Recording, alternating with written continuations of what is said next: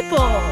Humans of the world. Who are all listening to this episode right now. Welcome to the very first episode ever of the New Symbolization Project podcast here at the Boise State University Pulse Radio. Whew. Yes. I am Theory Plebe. What is Theory Plebe? Theory Plebe is my online identity, basically. It's my channel. It's my podcast. And so I will be cross-posting these to my podcast there also. And then who knows where else these will be going up. We've got video. We've got, I don't know. We've got it all. We're posting this everywhere. Yeah. My name is Anne. I don't have a cool online presence yet. I don't know about that. Okay, I have some interesting online presence that we don't need to get into right now. But yeah, I'm also a student here at Boise State. I've been involved in New Symbolization Project, which is a club on campus, if you weren't aware, which a lot of people are not. I didn't know about that. You didn't know it was a club? This is a club too? Yeah. Podcast and club? Podcast and club, which you could join, who has some events coming up later this week, which we can talk about in a bit. Sick. Yeah. Yeah, so what's the club? What's the podcast? What's the difference? What do y'all do? Or what do we do? What do we do? You started this club. Well, we are the Social and Political Philosophy and Critical Theory Club. Dave, tell us what the heck that means. So, political philosophy is not exactly the same thing as political science. I think a lot of times when people think of politics, they kind of think of Democrats and Republicans. It's blues versus reds, and if the topic of politics comes up, there's a couple of different ways it can go down. Typically, it's people going to be getting either like, I want to get out of here, I don't want to be a part of this conversation, I'm out. Mm-hmm. Or the other alternative is people being like, oh, okay, well, these are my people and those are your people, and then it's kind of like a he said, she said, they did this, they did that, this was their policy, or, oh, I don't care about policy, it's more about, whatever it is. Yeah. But that's politics. And political science, at the university level is really just like mostly learning statistics and how to... studying those institutions, learning about processes, different parties, different political ideas, and yeah. This is generally how it's treated, right? Like if you take a poli-sci 101 class, it's going to be a lot of stuff about what is our Constitution? What is bureaucracy? How does the Senate work? And, how do you get a bill passed and all this kind of stuff. But political philosophy, and you can get some political philosophy in a, political science class, but political philosophy is more like the ideas that shape the way that a nation state develops and functions. So, political philosophy might talk about the differences between things like communism and capitalism and how those things change over time. But critical theory says, okay, what are the ways that these structures function, and what are the problems with those, and how can we understand that systematically and rigorously so that we can understand if there are alternatives, and if there are, then what are they? Yeah. Yeah. And you studied some political science, so... I did, yeah. I took Political Science 101 last semester, which is just kind of all the facts about the American political systems, about the president, the Senate, like you said, just all of the kind of basic things that you think about when you think about politics or American politics. But now I'm taking some philosophy classes as well, and sociology, and potentially a political philosophy class next semester. Yeah, and potentially a critical theory class. Yeah, philosophy and critical theory. It's a special topic. Wow. Next semester, so that'll be exciting. Yeah. So that's okay. So I mean, I don't know if that really answers the question for anyone who doesn't really know what it is, but maybe you'll get the feel for it as we go on, and maybe we can kind of keep coming back to it. Actually, I just interviewed Nancy Fraser last week, and I asked her what is critical theory. If you want to know what Nancy Fraser, a famous critical theorist, has to say about it, well, then you'll have to go check that out, because I'm not going to repeat it here. Well, it's not even up yet. It's not even up yet. Yeah, it's a secret. Soon. You'll be able to know soon. But what kind of stuff, though, does NSP, the club, or has it done here on campus? Oh, golly. NSP has done a whole bunch of things. One of the biggest things was last semester we hosted a conference, an academic conference titled something along the lines of Responding to Jordan Peterson, a conference in lieu of debate. Jordan Peterson, professor at a university in Canada, big-time reactionary, which we will explain these terms that I'm about to use. A big-time reactionary, capitalist realist, who just kind of doesn't really know what he's talking about a lot of the time about a lot of things. And so, Dave, what did you want to do with Jordan Peterson? How did the conference come about? Yeah, so originally this guy, Doug Lane, over at a different podcast and publishing house called Zero Books, had a debate scheduled with Peterson that was going to be on the topic of capitalism and Marxism, because Jordan Peterson does not like Marxism. And in fact, he thinks basically everything bad in the world is, he blames on Marxism. Postmodern feminist neo-Marxists, is what he says. It's all our fault. Yeah, and so Douglas Lane was going to debate him just to be like, yo, you don't know what you're talking about when it comes to Marxism, because you basically just boil that all down to Soviet Russia, and you kind of ignore the fact that it is a systematic economic, historical, and philosophical analysis of the structures of the society that we live in, and that without it, if you neglect that aspect of the critique that Marx offers, then you really don't even know what's going on here, much less the reason why people get on board with various movements to try to get rid of capitalism, right? So, if you just, and that's true, because Peterson just thinks that Nazis and Stalinists basically across the board are basically the same, because it's collectivism. Mm-hmm. He's just like, it's totalitarian collectivism. That's the same thing either way. And it's like, well, to a certain degree, there's definitely like the way that totalitarian regimes get really scary when the state has too much power and it's concentrated in just a handful of authorities or what have you. But he completely neglects the real substantive reasons why these movements were looking to change the society that we lived in, the systemic contradictions within the system itself that were producing really nasty effects. And so if you just if you just look at the political movements that form in the name of Marxism, but if you ignore the philosophical underpinnings of what Marx was actually doing in analyzing these structures and trying to understand, for instance, how value operates and functions and shapes our lives, then you're missing that. And so here Douglas Lane was going to be like, oh, let's debate. And then Peterson was saying that he was going to do it. But then I think that in the follow-up email, Douglas Lane was like, yeah, and I'll be coming at it from this angle. And I think, well, this is pure speculation, but basically as soon as they found out what was going on with this, that he was a Marxist, they pulled out. And they said, oh, we can't do it anymore. And then they said that they could reschedule, but they never actually rescheduled. Mm-hmm. And I was like, oh, bummer. I was really looking forward to that debate. At the time, I had not thought, I was still really interested in Peterson and critiques of Peterson. I'm kind of so over it at this point because of the conference and all the organizing that went into that. And so I'm tired of hearing the damn dude's name. But, at the time I was like, that would be awesome, to still hear your side of the story, Doug, if you would like to come to campus, give a talk, blah, blah, blah. And NSP had actually done a book reading of Capitalist Realism where Douglas Lane joined us at the end of it for a special conversation. Yeah, so anyways, this debate didn't happen, and Peterson, after the fact, was telling people that Marxists won't debate him. So Peterson cancels this debate for whatever reasons, but then has the audacity to say, no Marxists will debate me, which is bullshit. Bullshit, yes. Good place reference for you there. But yeah, so what did you do after that? So, okay, so first of all, Doug Lane was down to come do a talk, but it turned into a big thing. It turned into a conference, basically. Yeah. And so we brought 20 people from all over the country to talk about, I don't know, I'm guesstimating here, but it was about 20 people from all over the country to critique Peterson in more or less, most of the time, academic ways on a variety of different fronts. So Emily Potas was critiquing him on his misuses of mythology and history. Marilyn Lawrence was critiquing him for his misuses of Jungian psychoanalysis. Mm-hmm. We had someone critiquing his just scientific reasoning and biological understandings of... A few people, yeah. Yeah.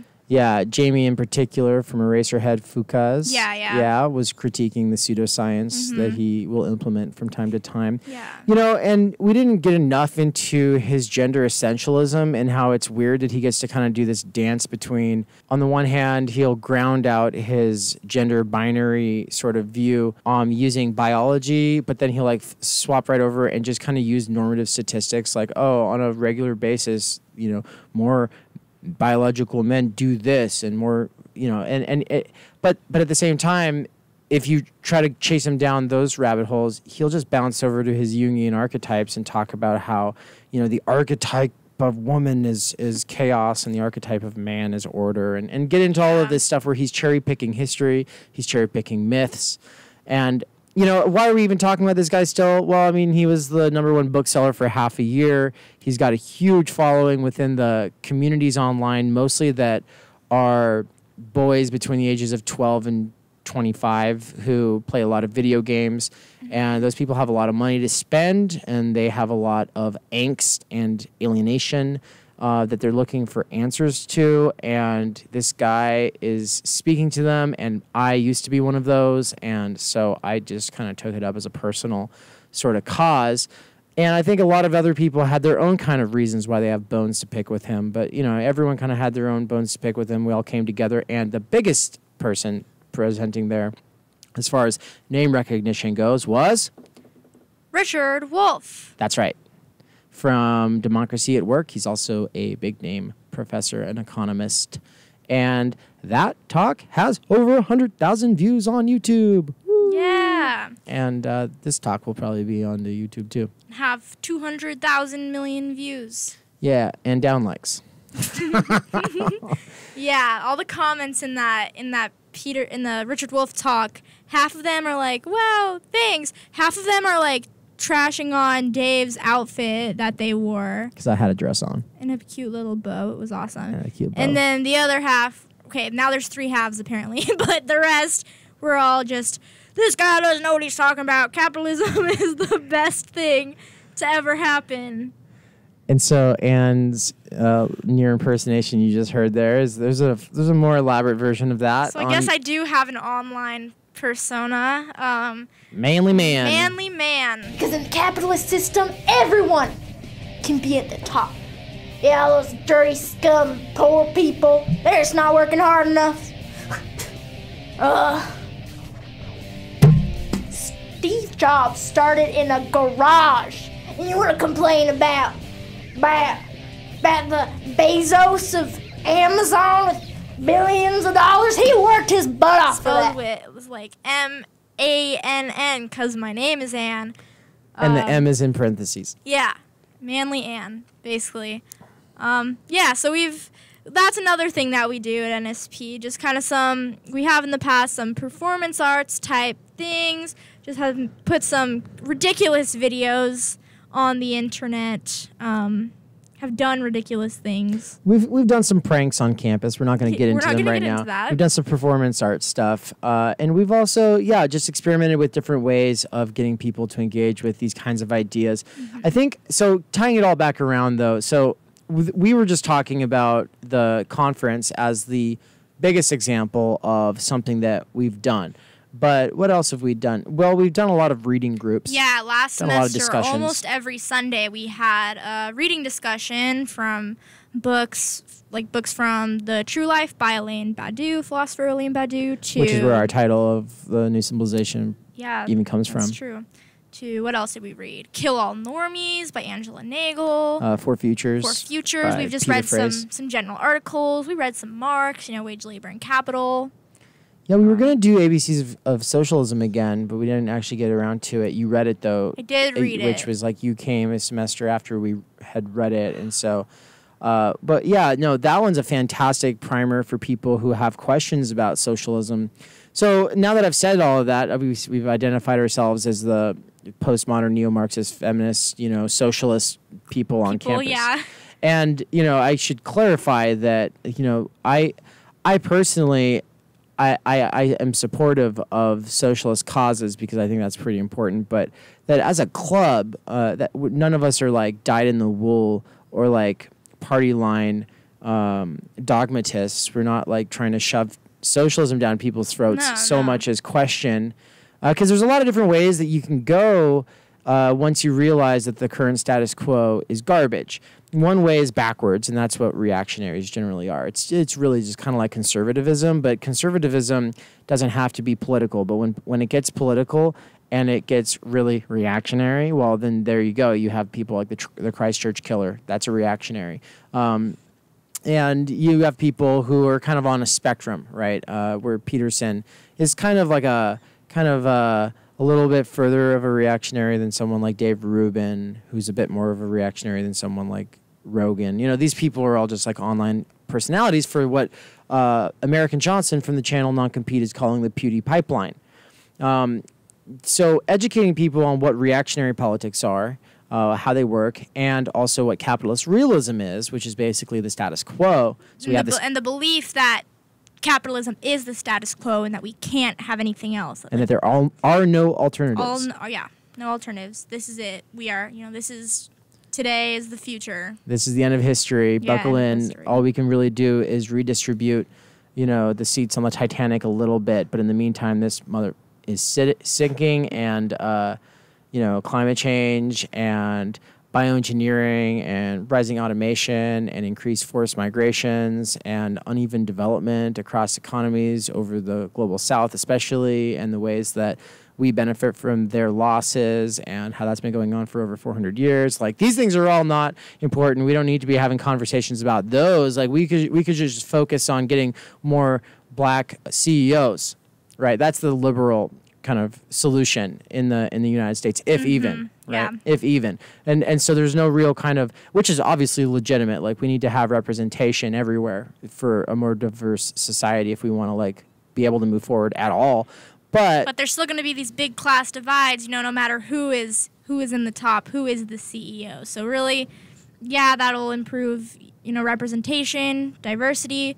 Yeah, you can always help a few people by getting someone into a position of power. And, the more people we have, the more diversity we have, the more ability we'll have to, hopefully break out of various forms of systemic racism. But at the same time, what we're getting at is that there is the status quo, that capitalist realism says that it's the only way, that reactionaries say, well, maybe like it was the right way, but like a little bit ago, like maybe back in like the 50s, or maybe they think like back in, I don't know, they usually have some golden era, if you're reactionary enough, you want to go back to ancient Greece, basically.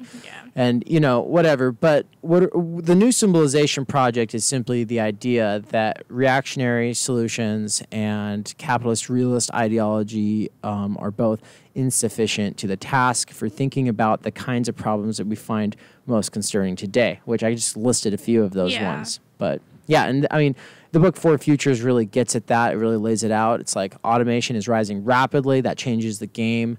We also have like the typical issues with capitalism, with uneven development across the world, which forces migrations. And so in a world where people's value is literally only seen as, you're only valuable insofar as you're able to contribute to the growth of profit for private interests. If that's how we see human value, then we're only thinking in terms of work and jobs. And if that's the case, then we just see people who might be moving into our areas as like a threat, right? Yeah. And so this is why the build the wall rhetoric is so powerful today, is because people feel that precarity, which is something I've been thinking a lot about. I've been thinking about, on the one hand, you have precarity, which is, your kind of exposure to danger, your statistical likelihood of not living as long, or being susceptible to illnesses, or to being homeless, or being without a job. That's precarity. Then there's alienation, and it's the idea that you feel alienated from the world you live in. You feel out of place. And detached, another way of saying. Yeah, you feel detached. There's various forms of alienation. Marx's kind of alienation is famously like feeling it's where you are putting all of your work, energy in a week into something that you're barely getting enough to live on, given back to you, and creates a situation where you just have enough to live, but you don't actually have any ownership over those things that you've been creating. Yeah, the goods that you've been making, you don't have any authority over them. They're not yours. They belong to, whoever you're working for. And so you show up to work, you make this thing, but it doesn't really matter to you because you're not going to get it. You're not going to reap the benefits of it. So it's this idea of, like you're estranged from it. You're alienated from it. Right. So that's a form of alienation. But then we've also got forms of alienation like, okay, a Generation X person, like our friend Mike, who like his thing is always talking about Blockbuster and the mall and how they're gone. And that was like, it's just like, he doesn't really... The world has changed so fast, and it just doesn't fit anymore, right? Like those things that were such a part of his life and culture are just already gone. And so it's like different people have different forms of alienation. If you're a minority for whatever reason, whether it's race or class or gender or sexual orientation or ethnicity, it's like these things, or if you're differently abled, all of these will factor into your degrees of marginalization, and marginalization I think feeds into alienation. So the reason I wanted to bring up alienation and precarity side by side though is because I think that like increasingly a lot of people feel both, and that political ideologies feed off of the ability to get you, they hook you by giving you an answer. You feel alienated, you feel precarious, and so they give you an answer for why you feel alienated or precarious. Yeah. And I think critical theory helps us like separate out, for instance, some of these things. So with Peterson and his rise to success, people feel more and more precarious and alienated, but he comes along and basically says, well, it's because of women's liberation. It's because of women in the workplace. It's because men used to have like a real solid like purpose and like set of kind of goals and procedures for like how to live life, and those have been robbed from them. But he's not entirely wrong. Elaine Badu agrees with that in the true life, right? But I mean, the difference between a reactionary and a more progressive or sort of new symbolization like take on it, there's a lot of competing narratives for why you feel that way, but the most systematic, rigorous, relevant, and the one we take, that we use the most, begins with Marx and gets expanded through other critical theorists. So it doesn't necessarily offer a solution for all of our woes, but it helps us understand the situation as we see it now. And so what would you say, Anne, have been some of the more useful theorists, ideas, books for understanding the situation that we're in? Oh, gosh. I have loved reading Marx. I've gotten really into reading, Karl Marx. We read Wage, Labor, and Capital, and then in one of my sociology classes this semester, I've gotten to read a little bit more into that. And I think, like, as old as his theories are, they're just so useful for kind of explaining the intrinsic problems with capitalism. At like the very core of it, it's inherently unequal. There's these divisions of labor and all these problems that come with that. And so I think that has like been one of the most helpful theorists in understanding it all. But then, just like a lot of the readings that we have done through NSP have gotten me thinking about society and thinking about capitalism and politics in whole new ways, like the true life. I read a book called Capitalist Realism by Mark Fisher like a month or so ago, which another one just gets you thinking about the status quo and understanding why some people believe that, capitalism is the only answer. Everything that I've read has been really enriching. What about that Capitalism, A Conversation? Oh my gosh. Okay, so over the past few months, Dave and I have been reading this book called Capitalism, A Conversation in Critical Theory by Nancy Fraser, who Dave just had did an interview with, and Rahel Yagi. Mm-hmm. J-Dog. J-Dog, that is what we call her, because I couldn't pronounce her last name. But yeah, that book, oh my gosh, it's basically, these two brilliant women having a conversation, just in text form, about capitalism and the problems, and trying to understand, the history of it and different forms of capitalism. it was awesome. It was an awesome book. I definitely am going to revisit it soon. Yeah, I really want to revisit it as well. And a few books do I come back to really fast like that, especially, with, reading philosophy and critical theory. I tend to be reading really difficult texts because, the most difficult ones, you really have to wrestle with them to really get what they're saying, to get those concepts out of them. And then once you actually get them, it's like, oh my gosh, these are amazing.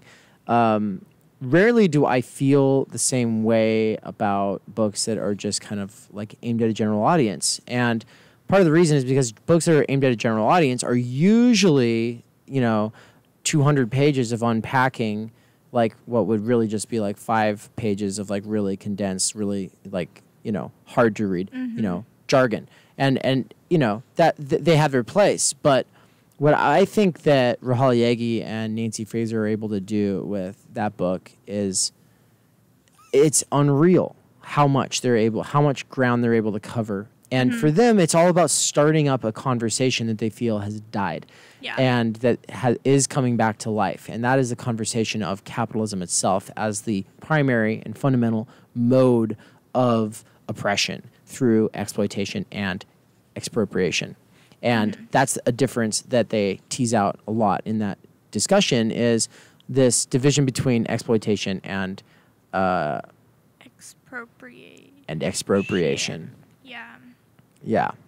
Expropriation being of it's completely unpaid. It's not compensated. And so whether that is and it's always from the reproductive realm for Fraser's work. So it's like there's the reproductive and the productive. The productive is the economy, and the reproductive is either within society, it's going to be reproductive care. This is typically assigned in traditional gender roles to women and mom work. And then there's the reproduction of nature, which we just take for granted, the idea that the nature's always kind of recycling for us. And so you've got the reproductive and the productive. And exploitation happens within the productive, and expropriation primarily happens within the reproductive. So unpaid house labor and then like you just take from the trees, take from the mountains, take from the ocean, and you're not renewing. You're just constantly taking. Yeah. So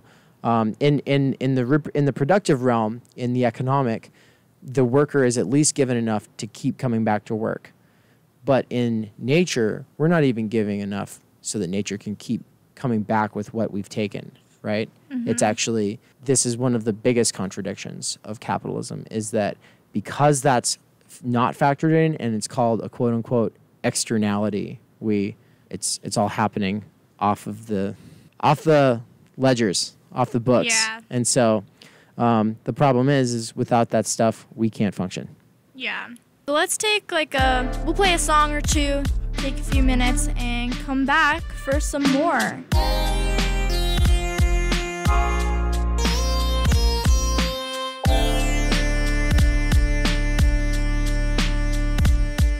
All right, we are back with the New Symbolization Project podcast here on University Pulse Radio at Boise State University. Oh. Yeah, we've just and on YouTube. And on YouTube. And everywhere else. Everywhere else. Everywhere.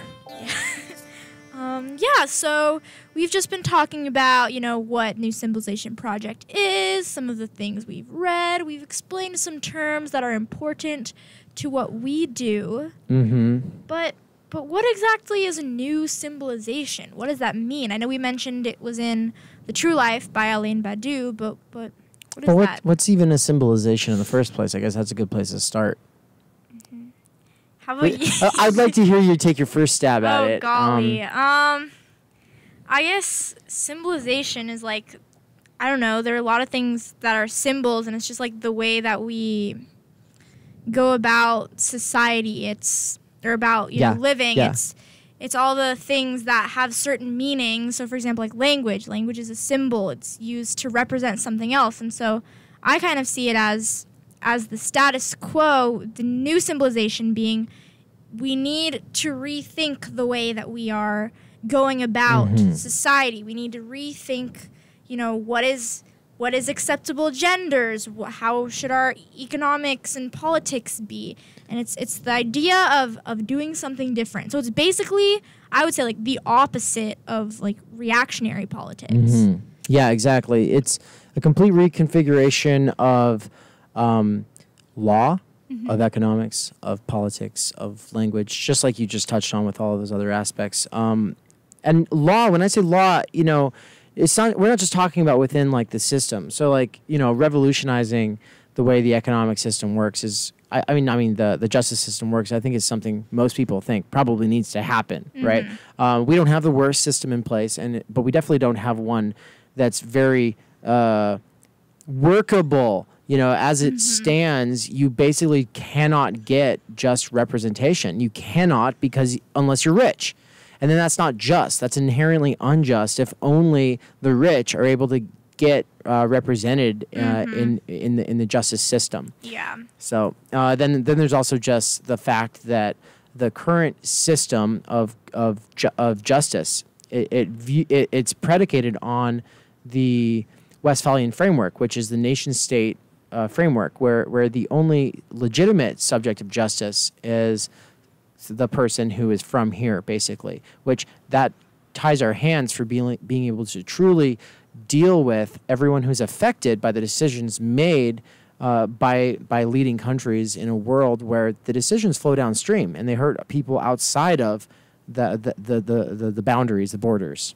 So also, you know, a new civilization is going to have to reconceptualize how borders function because people need to travel more and more and more. Yeah, yeah. So a new civilization is, and I should clarify, so in the True Life, Badiou actually says that capitalism is a de-symbolization. It's not actually a real symbolization. Symbolization is what you have when you have, there's God, then king, and then the ruling class beneath that, and then it goes down and like there's a strict hierarchy and like there's a symbolization there. It's one that we don't want to go back to unless we're reactionaries. And then, but what we have currently is just kind of like a, capital is sort of this free-wheeling machinery that doesn't really deal in the realms of human meaning. It's just about the dollar as the bottom line, and it's tearing apart the world of meaning. And so some kind of a new civilization would not be, hopefully it's not going to have a king and you know, and like a strict patriarchal rule and all of that, but it has to be something. Right. And so postmodernism is kind of like realizing that all of the big narratives that shape our lives are constructed and relative and stuff like that. Metamodernism is one approach that tries to, you know, that tries to say, okay, now that we've realized that, though, we still need narratives. But how do we come together and form narratives that will, you know, be able to organize society and give us all purpose, meaning, direction, without just trying to go back in time? Yeah. So it's kind of the idea that, yeah, like I said, we need something beyond capitalism. We need to do things and construct society and have conversations in a different way than we have been. And that's kind of what we've been trying to do with New Symbolization Project, is exposing people to these new ideas, to, you know, new works, new ways of thinking about things, new uses of language.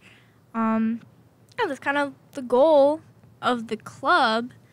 And that's what we tried to do last semester with some of the events we did. And then, you know, in the next few weeks, we've got some more events coming up that are kind of going to be doing the same thing, just starting conversations. So next week, right, April on the 10th, in the ILC, we've got the Pewdie Pipeline. I kind of mentioned that earlier. So what is a Pewdie Pipeline? I guess I would describe it as like the rabbit hole of videos that get suggested to you when you watch like a PewDiePie video. You know, first it's just like more PewDiePie and video games, but then you start seeing like some crazy alt-right, like conservative, fascist videos coming up. And, you know, if you have it on just automated play next, you kind of just start to fall down this rabbit hole and get exposed to these new videos that don't have anything to do with like playing video games, but kind of align with PewDiePie's supposed I don't know, political beliefs. Yeah, or lack thereof. That just kind of like the whole thing is like when you're just kind of an edgy gamer bro having fun, and you know he's having fun, you know, and his followers are like 9 through 12-year-olds on average. You know, it's like they're all just there to have fun and not take things seriously. But there's a lot of people who take advantage of that kind of an atmosphere of just having fun and not taking things seriously to then kind of like let air their more hate-fueled, you know, worldviews. And so you get a lot of conspiracy theory videos, and then you also get like that anti-SJW industry forming, these people who've made an entire living just making fun of feminists, just making fun, you know. And the thing is like everybody, every group, any organization, any movement, there's always going to be some dummies, you know. So there's always going to be some like dumb moments, you know, where someone looks bad.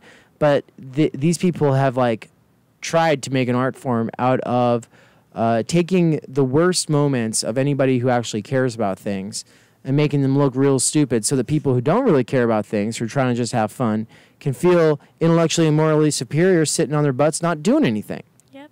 It's basically what it is. Yeah. Yeah. So at this event, I think we're going to watch a video made by another YouTuber, American Johnson, explaining the Pewdie pipeline. Mm-hmm. I don't know if we're going to actually try to see where it leads, because you said the other day that you went into like an incognito tab and, you know, played each video, but you like nothing was really coming up for you, which could just so one time I did it and it actually took me down that rabbit hole. The other time I did it and it didn't. Oh, maybe you weren't in incognito or something, because all your videos are like leftist videos. Yeah. So, but I think that it's changed a little bit. We were going to do that, but I think now we're just going to watch this American Johnson video. We're about the Pewdie pipeline. It's been very popular since the Christchurch killing, which because his little manifesto, like wasn't the first thing that he said. It was like, subscribe to PewDiePie. Right. So this guy who shot up a bunch of Muslims, you know, in a mosque, I believe. Yeah, I don't know, why is it New Zealand? Yeah, is Christchurch like the location in New Zealand? Because I kind of think so. If it's Muslims, it shouldn't be a Christ church. It should be a mosque, right? So I really don't know for sure. It would I be just more know like, it happened in New Zealand, a bit like Muhammad Church. But yeah. It wouldn't be a church. It should be a mosque. Muhammad that's Mosque. The name of the area. I think it's the place. Okay, well, I'm feel stupid now, but anyway. But yeah, so anyway, that was a terrible tragedy, and that 72-page manifesto believes in the Great Replacement. It believes in and promotes the idea that the white race is being eradicated and bred out by these postmodern neo-Marxist feminists. And so these particularly noxious conspiracy theory, and it's been thoroughly debunked now by a video made by Sean critiquing the Great Replacement. So we're going to watch the American Johnson video and the Great Replacement video, followed by a panel.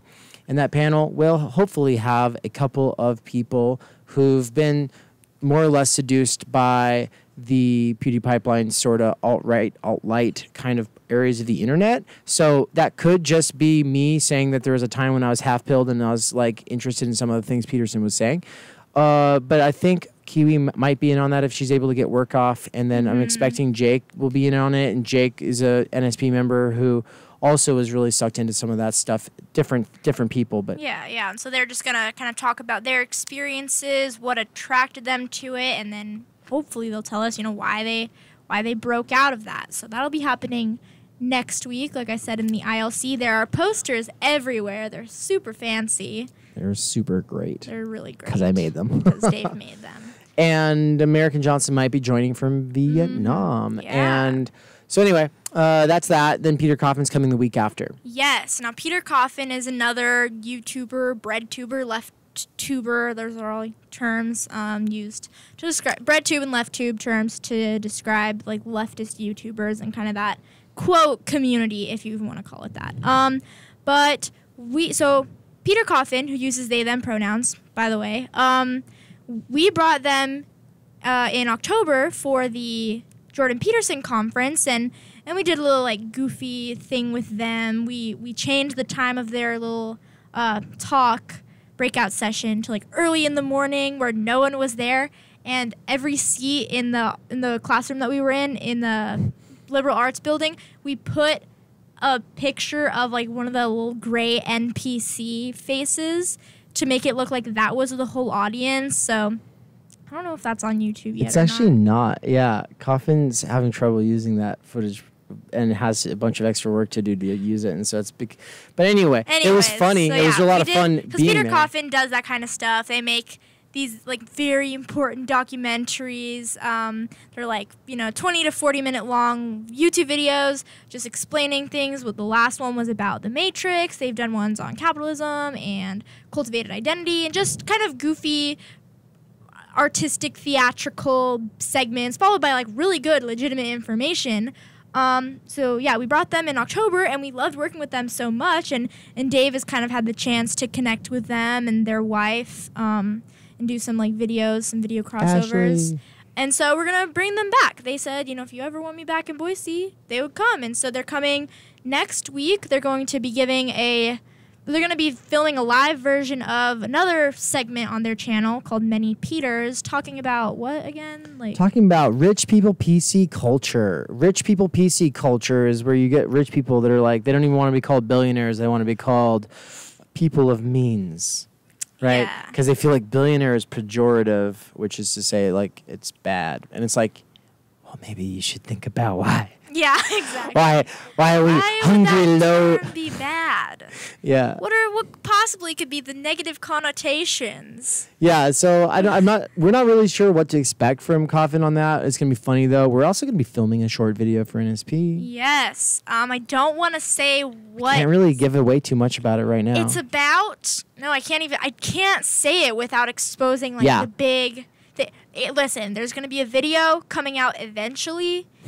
It's going to be awesome. It's going to be funny. We're going to have Peter Coffin in it, some other NSP members. Yours truly might be making an appearance, doing some wild things. Appearance. Yeah. So, yeah, and then Dave with their own... Also, by the way, to anyone who is listening out there who might listen, Dave uses they, them pronouns. Also, like Peter Coffin. I use she, her, hers pronouns. I often lead in with that, but I didn't. We didn't today, but I just think it's important to say. Thank you. I appreciate it. But Dave also might be doing some. Speaking of re-symbolizing, yeah. Yeah. This is just one step towards re-symbolizing gender on this planet. Yeah. Just one step in many. Mm-hmm. Yeah. Yeah, but Dave might be doing some little crossovers here and there with Peter Coffin and just use, Peter in some of their own. Videos, maybe. We'll see. They're going to be here for, I think, 4 or 5 days, and it's going to be wild. It's going to be crazy. We're going to do a whole bunch of crazy things.